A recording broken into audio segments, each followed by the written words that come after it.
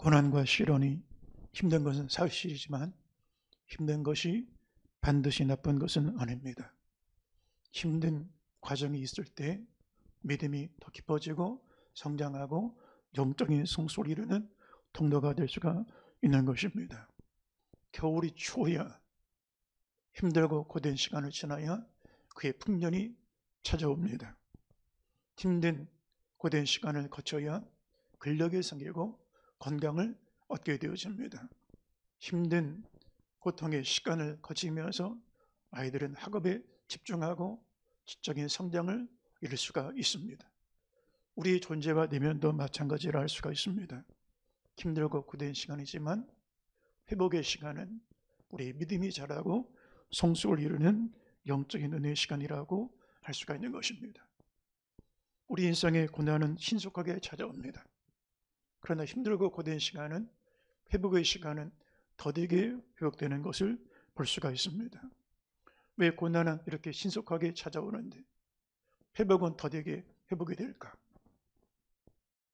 하나님은 우리 인생의 그림을, 값싼 그림을 만들기 원하신 것이 아니라 값진 그림을 만들기 원하시는 섭리 안에 있기 때문이라고 할 수가 있습니다. 길거리에 초상화를 그려주는 거리 화가들 앞에 10분짜리 20분짜리 그림을 그리면 몇천 원 주고도 원하는 그림을 얻을 수가 있습니다. 그러나 세계적인 명작들은 몇 분, 몇 시간이 아니라 몇 년, 길게는 몇십 년 걸쳐서 평생에 몇 작품만을 그리는 그런 작품들이 세계적인 걸작들로 이루어지는 것을 볼 수가 있습니다. 우리 인생의 회복의 그림을 그려가실 때 길거리 화가들처럼 단 며칠 만에 몇십 만의 그림을 회복하시는 것이 아니라 우리 인생의 고난과 시련의 조각들을 통하여 우리 인생의 작품을 만들어 가실 때 하나님의 숨결을 불어넣어 주시어서 기다림과 고된 인내 시간을 거치면서 회복의 과정을 통하여 우리 인생은 값싼 인생이 아닌 값진 인생으로, 값싼 그림이 아닌 값진 그림으로 바뀌어지게 되어지는 것입니다. 욥에게 찾아왔던 고난과 시련은 급속하게 찾아왔습니다. 하루 한 날 모든 재산을 잃어버렸고 하루 한 날 모든 자식들을 잃어버렸습니다. 하루아침에 온몸에 병이 들어 불치의 병, 죽음 앞에 서게 되었고 하루 한 날 친구들이 원수가 되고 가족들은 그를 버리고 아내도 그를 저주하고 떠나고 말았습니다. 그러나 욥의 회복의 과정을 보면 회복이 왜 이렇게 고되고 기다림과 인내와 오랜 시간을 거쳐야만 했을까? 그 속에 하나님께서 욥의 그림을 값진 그림으로 만들어 가시는 또 다른 섭리를 보게 되어지는 것입니다. 오늘 우리에게는 회복이 필요합니다. 깨어진 가정의 회복이 필요합니다. 경제적인 회복이 필요합니다. 건강의 회복이 필요합니다. 깨어진 관계 모든 분야의 회복이 필요한 때라고 할 수가 있습니다. 교회도 마찬가지입니다. 회복이 필요한 그런 교회들입니다. 예배의 회복이 필요합니다. 사명에 잃어버린 사명 회복이 필요합니다. 잃었던 은사, 영적인 권세 회복이 필요합니다. 십자가 복음과 주를 향한 사랑의 회복이 필요한 때라고 할 수가 있습니다. 그러면 어떻게 하면 이 회복을 이룰 수가 있을까? 성경 욥기에서는 우리 가운데 참된 회복이 무엇인가를 보여주고 있습니다. 그리고 회복에 이르는 과정이 어떻게 회복이 되어지는가를 우리 가운데 말씀해 주고 있습니다. 먼저 진정한 회복은 어떤 것을 회복이라 말할까?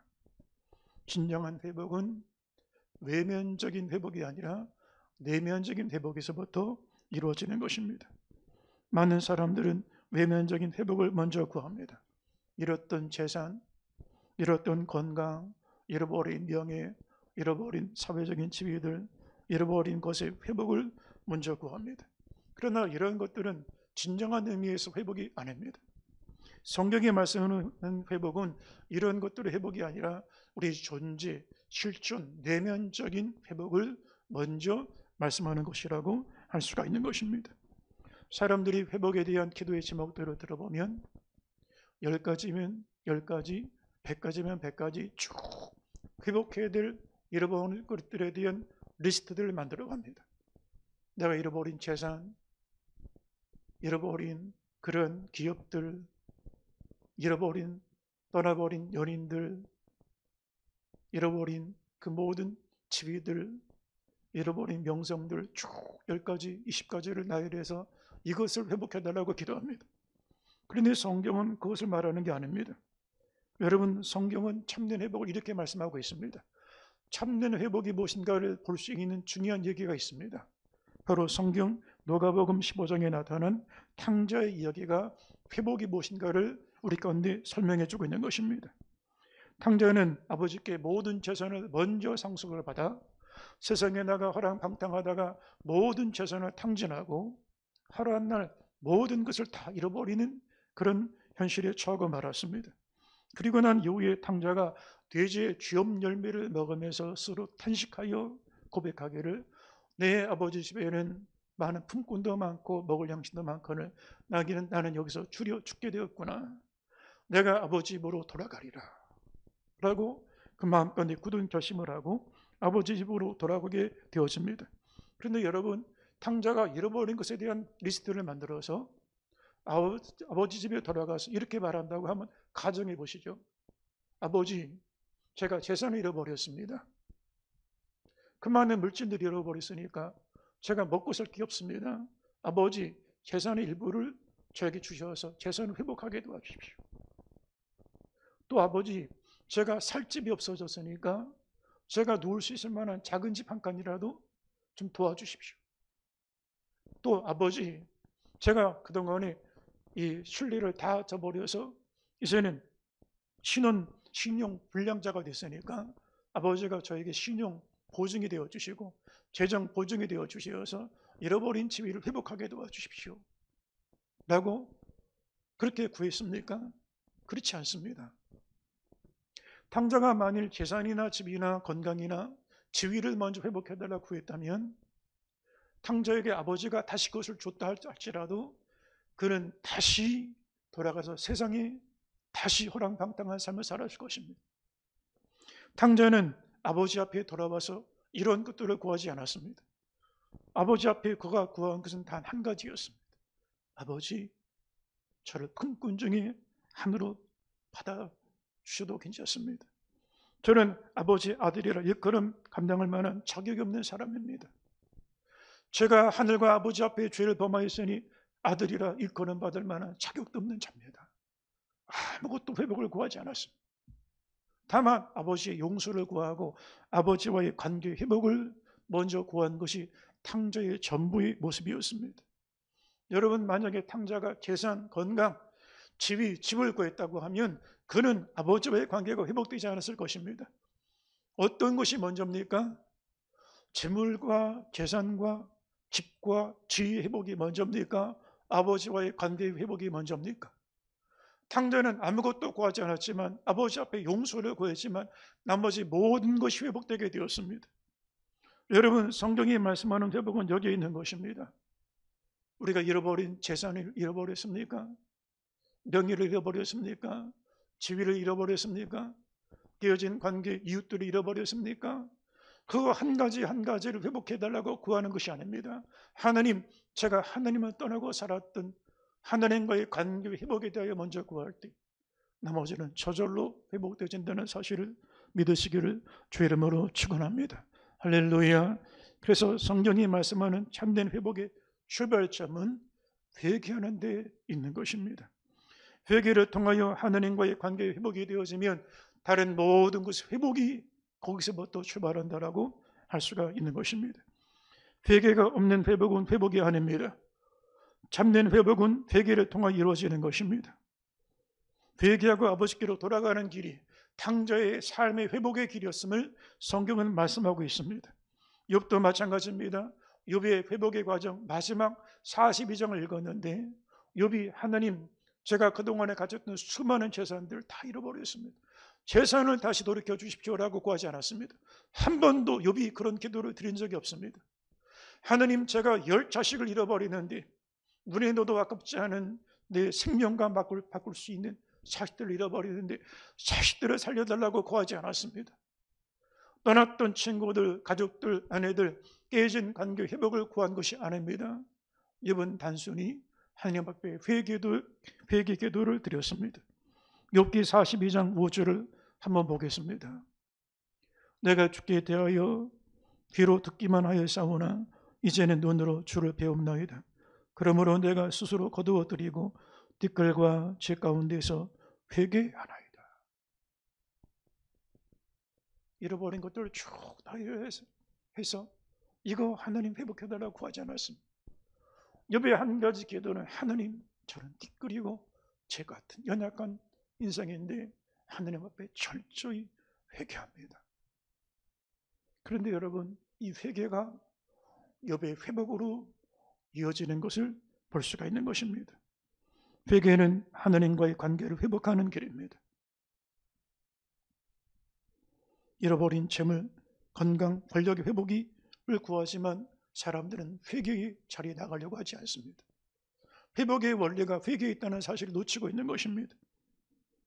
미국의 플로신학대학의 총장을 역임하고 버클리 장로교회 담임 목사로 목회하고 있던 마크 레버튼이라는 목사님에게 한 남자 성도가 찾아왔습니다. 이 사람은 성공한 크리스찬이었습니다. 굴지의 겹을 이끌고 있는 그런 재력가였습니다. 그런데 이런 상담을 하는 것입니다. 목사님, 저는 지금 아주 성공적인 비즈니스를 하고 있고 잘 나가고 있는 그런 사람인데 아주 바쁜 사람입니다. 그런데 저에게 예수님에 대하여 아주 간단하게, 시간이 없으니까 제가 바쁘니까 딱 5분 동안만 예수님에 대하여 할 수 있는 얘기를 아주 요약해서 좀 저에게 말씀해 주세요. 제가 평소에 아내와 식사를 나눌 때 예수님과 얘기를 하고 싶은데 예수님에 대해 얘기할 건덕지가 없습니다. 그래서 딱 5분 동안만 요점만 얘기할 수 있는 핵심적인 예수님에 대한 얘기를 좀 저에게 알려주십시오. 그런데 목사님이 제가 예수님에 대하여 5분 만에 요점만 얘기하기는 참 어렵습니다. 제가 그리고 5분 만에 요약해서 예수님을 말씀해 드린다 할지라도 당신이 지금 가지고 있던 모든 재산과 기업과 당신의 인생과 살아왔던 모든 가치관들이 그 예수님 때문에 바뀔 수가 있을 것입니다. 그때 이 성공한 크리스찬이 이렇게 당황하면서 얘기했습니다. 목사님, 저는 그렇게 되는 건 원치 않습니다. 저의 인생을 바꾸는 건 원치 아니하고 다만 5분짜리 예수님에 대한 얘기만을 저에게 설명해 달라고 요청을 했다는 것입니다. 여러분, 이 사람처럼 많은 사람들이 여전히 세상의 권력과 성공과 부와 명예와 세상에 가진 모든 것은 예수께서 손대지 마시고 그냥 필요한 예수만 얘기해달라고 얘기할 때가 있습니다. 세상적인 것에 대한 회복은 원하는데 예수님과의 관계 회복은, 회개에 대해서는 원치 않는 모습이라고 할 수가 있는 것입니다. 회복의 본질은 소유 회복이 아닙니다. 존재 회복이 먼저입니다. 탕자가 방탕하고 또는 아버지 앞에 보류했던 그런 마음과 존재가 내면이 바뀌지 않았는데, 그 마음과 본성이 바뀌지 않았는데 재물이 회복되면 어떻게 할까요? 그 명예가 회복되면 어떻게 할까요? 신은이 회복되면, 신용불량자에서 회복되면 어떻게 할까요? 다시 얻어들인 재산 가지고 세상에 나가 또다시 호랑방탕하는 삶을 살았을 것입니다. 탕자에게 중요한 것은 소유의 회복이 중요한 게 아닙니다. 존재적인 회복이 먼저 중요한 것이라고 할 수가 있는 것입니다. 욥의 회복도 마찬가지입니다. 그가 잃어버린 자식, 건강, 명예, 재물 회복이 먼저가 아닙니다. 욥의 내면 속에 있던 하나님 앞에 내려놓지 못했던 욥 자신의 불신앙적인 자아가 깨어지고 존재적인 내면의 변화가 회복이 되었을 때 비로소 나머지 모든 삶의 회복이 이루어지는 것을 볼 수가 있는 것입니다. 회개는 하나님과 죄인 사이의 근본적인 회복의 출발점이라 할 수가 있습니다. 여러분, 회복을 원하면 먼저 회개의 자리에 나올 수 있게 되기를 주의 이름으로 축원합니다. 회개는 자복과는 다른 것입니다. 자복은 자기 죄를 인정하고 또 시인하는 것을 말합니다. 그러나 회개는 단순하게 입술로 나는 죄인입니다 고백하는 정도를 말하지 않습니다. 자복은 일시적인 것이지만 회개는 지속적인 것입니다. 우리나라 문재인들 가운데 사법적인 그런 심판이 무서워서 그 사법 당국에다가 내가 잘못했습니다, 자기 죄를 인정하고 자백할 때가 있습니다. 그런데 자백하고 다시 형을 살고 난 다음에 재범하고 다시 또 죄를 범하여서 똑같은 그런 이 사법적인 심판대 앞에서는 경우들을 볼 때가 있습니다. 자백은 일시적인 것이지만 회개는 돌이키는 것을 말하는 것입니다. 회개는 유턴, 방향 전환을 말합니다. 삶의 전환, 생각의 전환, 인생에 살았던 방식의 전환을 가리켜서 회개라고 말하는 것입니다. 세례 요한은 회개 세례를 받으러 나온 이들을 향하여 자복이 아닌 삶의 방향 전환을 요청했습니다. 회개에 합당한 열매, 삶의 열매, 그 삶의 근본적인 전환을 그들에게 요청하는 것을, 요구하는 것을 볼 수가 있는 것입니다. 탕자의 회개는 단순한 자복이 아니었습니다. 회개하고 돌이키는 삶의 전환점이 이루어지는 것을 볼 수가 있습니다. 성경의 사도 바울의 회개도 마찬가지입니다. 단순한 자백이나 시인이 아닙니다. 지났던 핍박자, 살인자, 포악자였던 이 사도 사울이 예수 십자가의 죽으심과 부활하신 영광을 경험하고 체험한 이후에 예수님을 위하여 그의 생명을 바쳐 순교자의, 복음 전도자의 증인의 삶을 살아가고 사도의 삶을 살아가는 것으로 그의 인생의 근본적인, 전적인, 전면적인 전환으로 이루어지는 것, 이것이 진정한 회개라고 할 수가 있는 것입니다. 사랑하는 성도 여러분, 오늘 저와 여러분에게 회복이 필요합니다. 그러나 회복이 먼저가 아닙니다. 회개가 먼저라는 사실을 잊지 않게 되기를 주의 이름으로 축원합니다. 할렐루야. 회개 없는 회복은 일시적인 땜빵에 불과합니다. 일시적인 처방에 불과한 것입니다. 한국교회가 개혁을 말하고 부흥을 말하고 성장을 말합니다. 그러나 개혁이나 부흥이나 성장이 먼저가 아닙니다. 회개가 먼저라고 할 수가 있는 것입니다. 많은 사람들이 건강의 회복을 말합니다. 병 고침을 원합니다. 질 힐링에 대해 말합니다. 여러분, 치유가 먼저가 아닙니다. 회개가 먼저입니다. 만약에 회개하고 돌이킴이 없는 사람이 병 고침 받으면 건강한 몸 가지고 못하겠습니까? 똑같이 건강한 몸 가지고 죄 짓는데 자기 건강한 몸 가지고 죄 짓고 세상의 일락과 정욕에 빠지게 되어지는 것을 볼 수가 있습니다. 많은 사람들이 재물의 회복, 축복을 구합니다. 여러분, 축복 이전에 회개가 먼저입니다. 회개함이 없이 인생의 방향 전환이 없이 재물이 그 사람에게 다시 주어지면, 잃었던 재산 회복되면 그 재물을 가지고 다시 세상의 죄악의 수렁에 빠져버리고 많은 결과를 초래하게 되어질 것입니다. 회개가 근본적인 회개에 이르는 길이라고 할 수가 있는 것입니다. 참된 회복은 나 자신을 내려놓는 데서부터 이루어지는 것입니다. 세상에 말하는 회복은 자기를 지키는 데 있습니다. 그런데 성경이 말씀하는 회복은 지키는 것이 아닙니다. 내려놓는 것입니다. 비우는 것입니다. 여러분, 사람들은 내가 가진 재산, 명예, 지위를 지키려고 합니다. 이걸 회복이라 말합니다.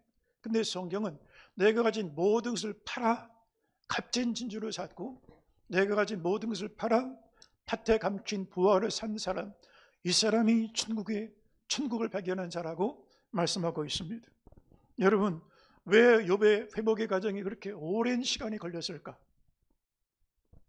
하나님이 사랑하는 사람이라면 다른 사람보다 회복이 더 빨리 이루어지고 잃었던 그 모든 것이 빨리 회복되어야 되는데 그렇게 왜 오랜 시간이 필요했을까?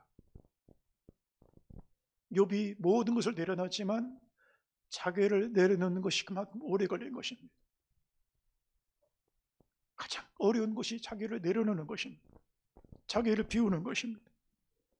욥의 고난의 과정들을 우리가 같이 성경에서 보면 욥은 재물도 내려놨습니다. 자식도 내려놨습니다. 이웃도 관계도 다 내려놓을 수가 있었습니다. 그런데 욥이 마지막까지 내려놓지 못한 한 가지가 하나 있었습니다. 자기 의였습니다.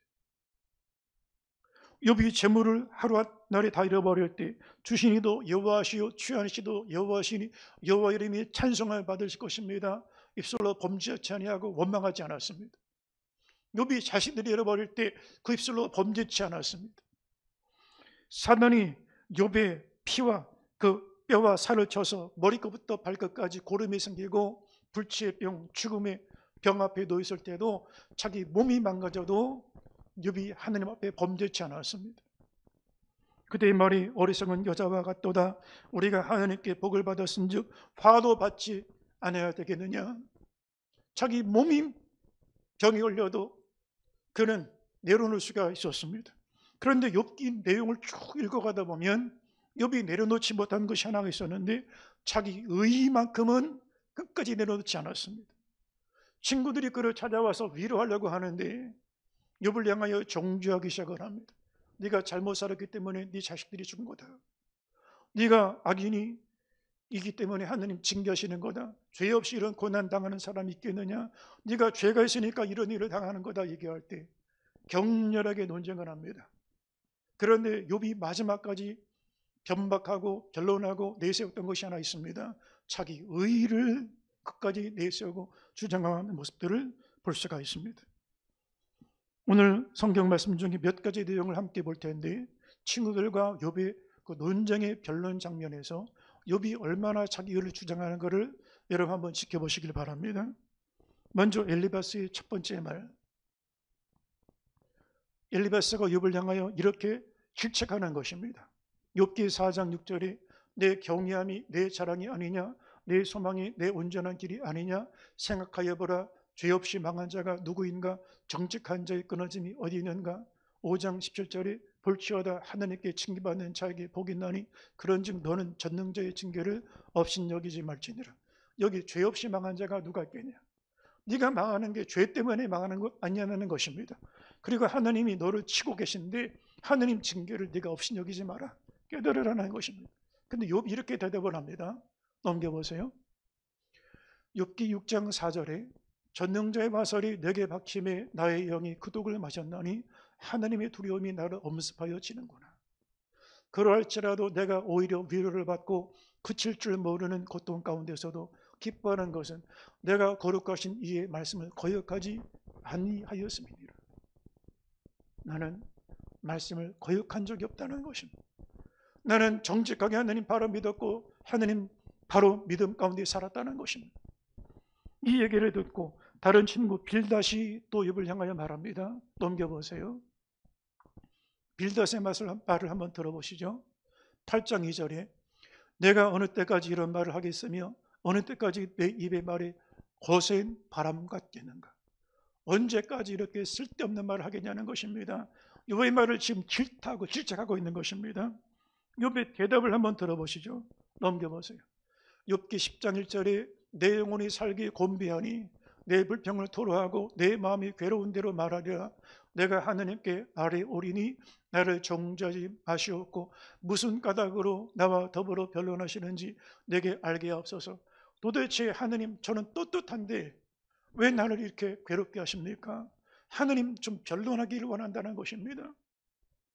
또 소발이 세 번째 친구하는 말이 있습니다. 11장 2절에 말이 많으니 어찌 대답이 없으랴. 말이 많은 사람이 어찌 의롭다함을 얻겠느냐. 내 자랑하는 말이 어떻게 사람으로 잠잠하게 하시며 내가 비웃으면 어찌 너를 부끄럽게 할 사람이 없겠느냐. 이렇게 내가 많은 말을 하는 거 보니까 네가 어찌 의롭다고 할 수가 있겠느냐. 도저히 내가 침묵할 수가 없다, 잠잠할 수가 없다. 그래서 내가 너를 질타하는 말을 한다는 것입니다.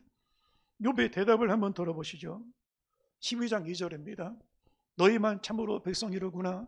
너희가 죽으면 지혜도 죽겠구나. 나도 너희같이 생각이 있어 너희만 못하지 아니하니 그 같은 일을 누가 알지 못하겠느냐. 13장 3절에 참으로 나는 전능자에게 말씀하려 하며 하나님과 변론하려 하노라.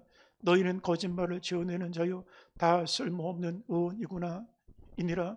너희는 나의 변론을 들으며 내 입술의 변명을 들어보라. 너희가 하는 말이 나에게는 아무런 위로가 되지 못하는구나. 나는 하나님과 직접 변론하겠다. 나의 무죄함을 하나님과 직접 변론하고 따져보고 싶다라고 이야기하고 있는 것입니다.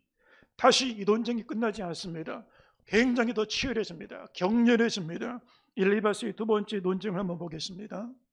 15장 3절에 어찌 도움이 되지 아니하는 이야기를 무익한 말로 변론하겠느냐. 참으로 내가 하나님 경외하는 일을 그만두어 하나님 앞에 묵도하기를 그치게 하는구나. 내 죄악이 내 입을 가르치나니 내가 간사한 자의 혀를 좋아하는구나. 너를 정죄하는 것은 내가 아니요 내 입이라.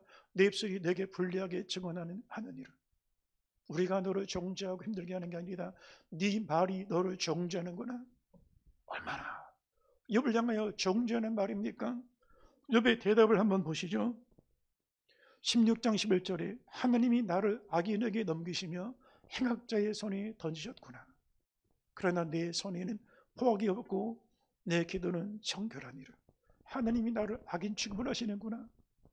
그런데 나는 내 손에는 포악이 없고 이 손으로 피를 묻힌 적이 없고 나의 기도는 정결하다. 나는 정직한 기도를 드렸다는 것입니다. 다시 빌닷의 두 번째 얘기를 한번 보겠습니다. 18장 3절에 어찌하여 우리를 짐승으로 여기며 부정하게 보느냐. 악인의 빛은 꺼지고 그의 불꽃은 빛나지 않을 것이요. 우리가 부정한 사람처럼 보이냐? 우리가 불의하냐? 악인의 인생들은 쇠락할 것이다.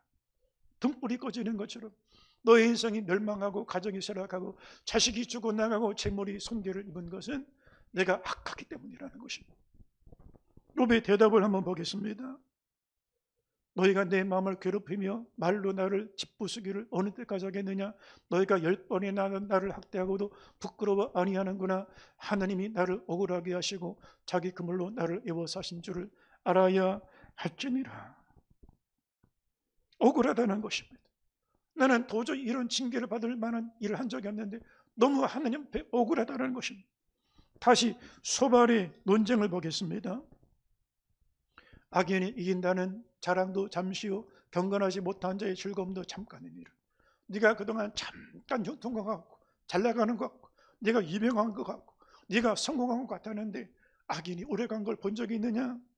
네 인생이 이와 같다는 것입니다. 욥의 변론 한번 보겠습니다. 나는 결코 너희를 옳다 하지 아니하겠고 내가 죽기 전에는 나의 온전함을 버리지 아니할 것이라.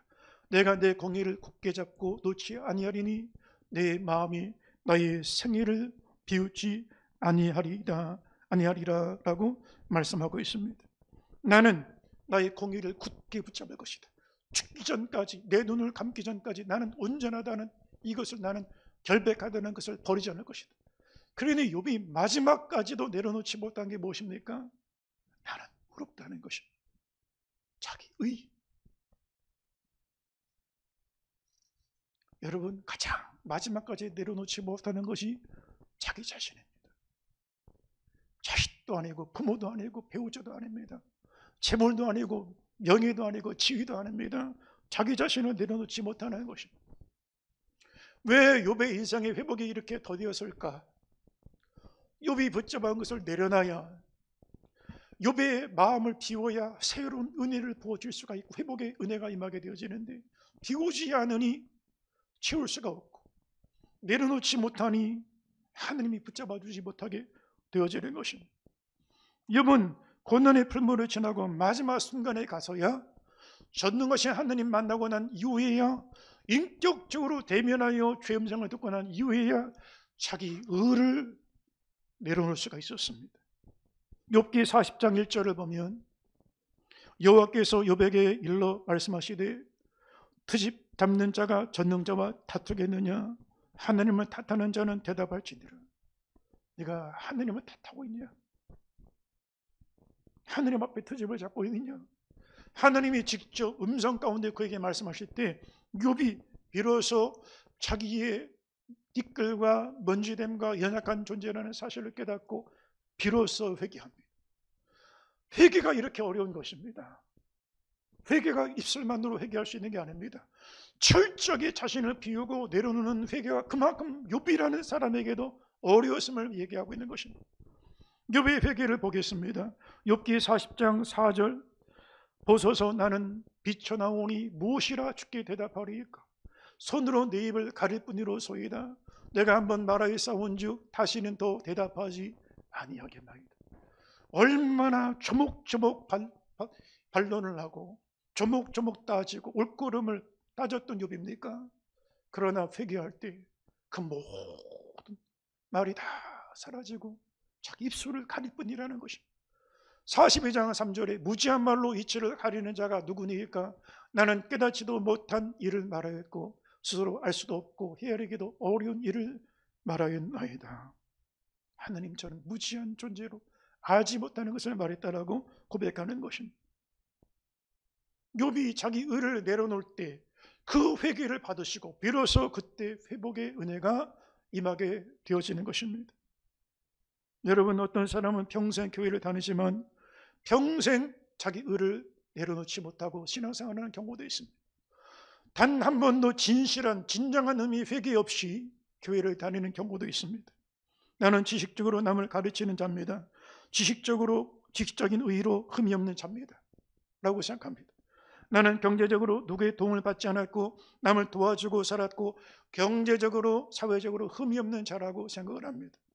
나는 도덕적으로 누구에게 손을 입히거나 악한 행실을 한 적이 없기 때문에 착하고 바르게 살았기 때문에 도덕적으로 흠이 없는 자라고 생각을 합니다. 나는 교회를 떠난 적이 없고 종교적인 교인의 의무를 다했고 주일 성수와 11조 의무와 또한 복음 전도의 사명을 다했기 때문에 나는 신앙적으로 의로운 자라고 생각을 합니다. 근데 여러분, 우리가 아무리 의롭다 생각해도 예수를 믿고 의인이 됐다 할지라도 이 세상에 가장 강력한 악이 내 안에 존재합니다. 이 세상에 가장 강력한 죄가 작동하고 역사하는 게 우리 자신입니다. 예수 믿고 구원받았다고 하루아침에 우리가 천사가 되고 성자가 되는 것 아닙니다. 우리 본성은 하나도 바뀐 게 없습니다. 법적으로 의인 취급을 받은 것일 뿐이지 하느님 자녀로 인정해 주시는 것이지 우리 안에 죄의 본성은 하나도 바뀌지 않았습니다. 그래서 로마서 7장 19절 이하를 보면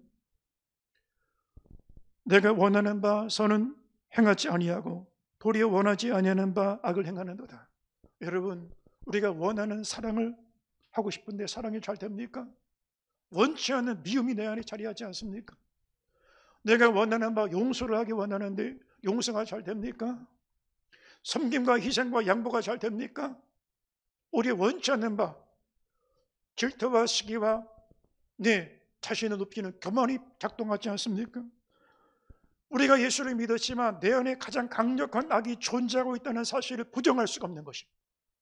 이것이 성경의 증언이고 사도 바울의 간증이고 고백이었습니다. 로마서 7장 20절에 만일 내가 원하지 아니하는 것을 하면 이를 행하는 자가 내가 아니요 내 속에 거하는 죄니라. 내 안에 죄가 있다는 것입니다. 내 안에 살인자 다윗이 들어가 있고 간음자 다윗이 들어가 있고 사기꾼 야곱이 들어가 있고 거짓에 아브라함이 들어가 있고 혈기에 모세가 들어가 있고 배신에 베드로가 내 안에 들어와 있는 것입니다. 우리 본성은 하나도 바뀌지 않았습니다. 그럼에도 불구하고 우리가 교회 다니면서 이건 옳다 틀리다 다른 사람 판단하고 정죄하고 나의 옳음을 앞세울 때가 있습니다. 예수 십자가 은혜를 헛되게 만드는 것입니다. 예수 십자가 앞에 설 때 비로소 내 자신이 보이고 내가 하나님의 진노받아 마땅한 멸망받아 마땅할 죄인이라는 사실을 깨닫게 되어지는 것입니다. 그리고 내가 내세웠던 모든 은은 태양빛 앞에 흔들리는 촛불 같다고 하는 사실을 알게 되고 촛불의 의를 내려놓고 바람에 흔들리는 세상적인 영예, 세상적인 의, 촛불 같은 의는 다 내려놓고 의의 태양 되시는 예수님을 바라보게 되어지는 것입니다. 어떻게 내 자신을 내려놓을 수가 있습니까? 내 자신 내려놓는 게 그렇게 힘듭니다. 왜 그럴까? 정말 귀한 것을 경험하지 못했기 때문이라 할 수가 있습니다. 유치원 아이들한테 100원짜리 꼭 짊어지고 있는 아이한테 1000원짜리, 10,000원짜리를 주면 손을 피질 않습니다. 이 어린아이한테는 동전이 10,000원짜리보다 가치가 있다는 사실을 모르기 때문인 것입니다. 왜 우리가 이 세상을 살아가면서 세상적인 촛불 같은 도덕적인, 사회적인, 경제적인, 지성적인 그런 의를, 촛불 같은 것을 붙잡고 예수 십자가 의를 붙잡지 못할까? 아직 예수님을 만나지 못한 것입니다. 하나님을 경험하지 못한 것입니다.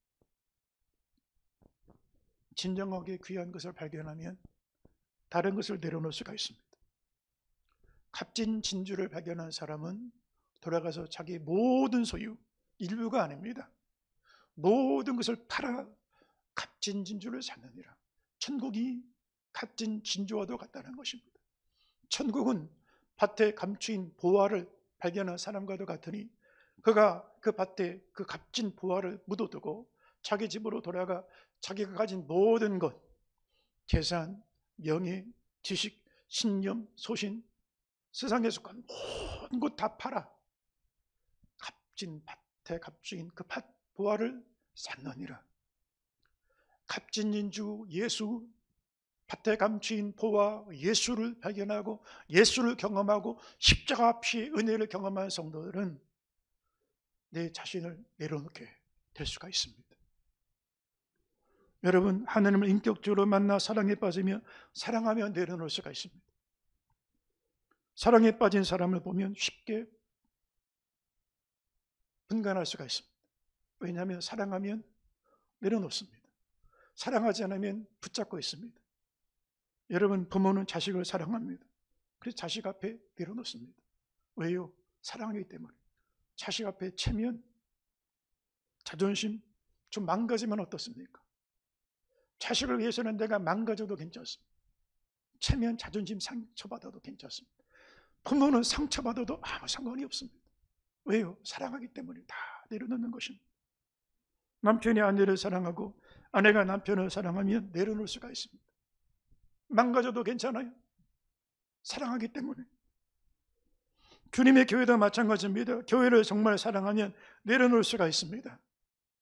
그런데 이게 옳습니다. 주장하고 붙잡고 지키려고 하면 그건 주님의 교회를 사랑하는 게 아니기 때문이라고 할 수가 있는 것입니다.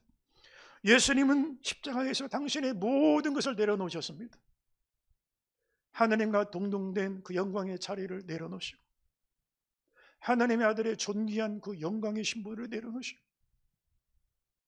높고 높은 하나님의 아들의 명예를 다 내려놓으시고 하나님의 나라의 모든 기업들을 다 내려놓으시고 그리고 십자가의 죽음의 자리까지 더 이상 내려갈 수 없는 자리까지 죽음의 형벌의 자리까지 내려가셨습니다.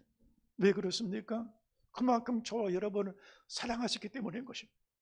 저와 여러분을 사랑하셨기 때문에 기꺼이 내려놓을 수가 있었던 것입니다. 욥이 말년에 자신을 내려놓았던 이유는 인격적으로 전에는 귀로 들었던 하나님이었는데 이제는 직접 눈으로 보는 하나님을 불모의 고난 속에 하나님을 만나게 되니 기꺼이 자신을 내려놓게 되고 그 회개의 순간에 통하여 욥의 인생에 잃었던 모든 것이 회복이 함께 이루어지는 것을 볼 수가 있는 것입니다. 사랑하는 성도 여러분, 십자가는 회복의 장소입니다. 십자가 사랑의 예수님과 사랑에 빠져보시기를 바랍니다. 할렐루야. 깊고 깊은 은혜에 빠져보시기를 바랍니다. 그 사랑에 빠지는 순간에 우리 자신을 내려놓게 되고 진정한 회개의 자리에 이르게 되고 막혔던 것, 메었던 것이 풀어지게 되어질 것입니다. 하나님은 욥의 친구들에게 이렇게 말씀하셨습니다. 내 종 욥과 같이 너희 친구들이 한 말이 옳지 않도다. 그리고 욥의 친구들에게 7마리 소와 7마리 양들을 준비하여 번제물로 드려라. 욥에게 가서 사과하라고 그랬습니다. 용서를 구하라고 그랬습니다. 그리고 욥에게는 너는 그 친구들을 위하여 기도하고 용서해줘라. 성경 욥기 42장 10절을 보니까 욥이 그의 친구들을 위하여 기도할 때 분노했던 마음 내려놓는 것입니다. 미워했던 마음 다 풀어놓는 것입니다. 기도하는 순간에 욥이 자신을 내려놓을 때 여호와께서 욥의 곤경을 돌이키시고 여호와께서 욥에게 이전의 모든 소유보다 갑절이나 주신지라. 기도하고 용서하고 내려놓으니 기도하고 사과하고 내려놓으니 이렇던 모든 재물 그의 가족, 친구, 이웃 그리고 자식들까지 욥의 명성까지 다 회복시켜 주셨습니다. 사랑하는 성도 여러분, 십자가 주님 앞에 나가 다른 것의 회복을 구하지 말고 하나님과의 관계 회복이 이루어질 수 있게 되기를 주의 이름으로 축원합니다. 그럴 때 이 모든 것 위에 보여주시는 회복의 역사가 우리 모든 성도들에게 임하는 은혜가 있게 되기를 주의 이름으로 축원합니다. 우리 함께 통성으로 기도드리겠습니다.